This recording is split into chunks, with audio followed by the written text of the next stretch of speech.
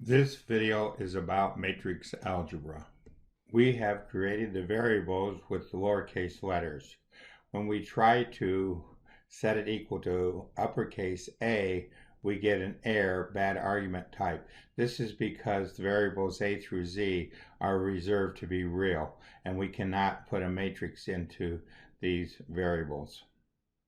We will illustrate matrix creation with variable lowercase d. Press Shift 5 twice to put us into matrix mode. Put in -2, comma, 1. Use your tab key to move over. Then put in 0, comma, -3. Use your pad twice, hit Shift, Store. Then we want to put this to be variable D, so Shift, Alpha, D. Press Enter. It asks us if we want to create the variable, so we say OK. And this is how we enter a matrix into our calculator. On the subpage, we will illustrate some of the properties of matrices.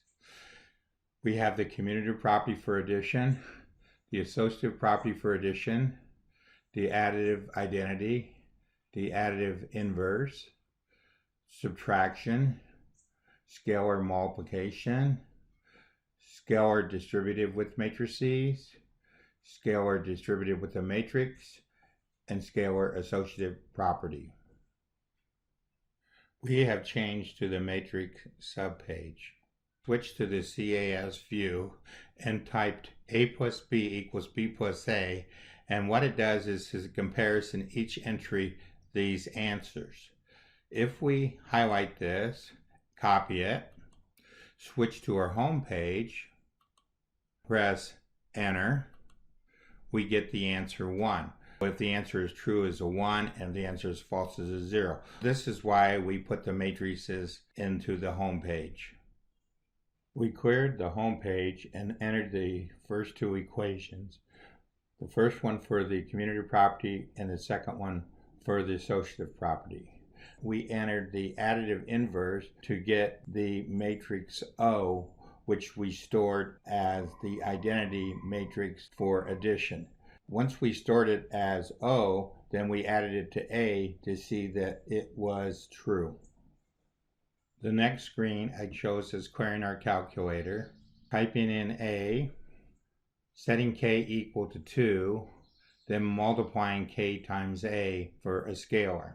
What happens here is when we have K times A plus B, we can distribute the K over the matrix A plus B.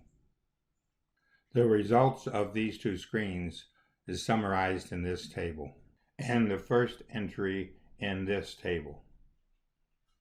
In this screen, we add a second scalar.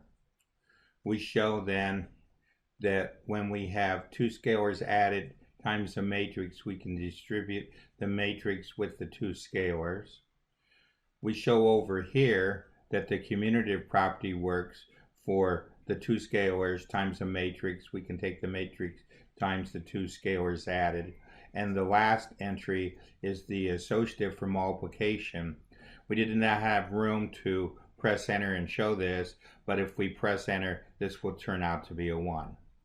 This ends our video on matrix algebra.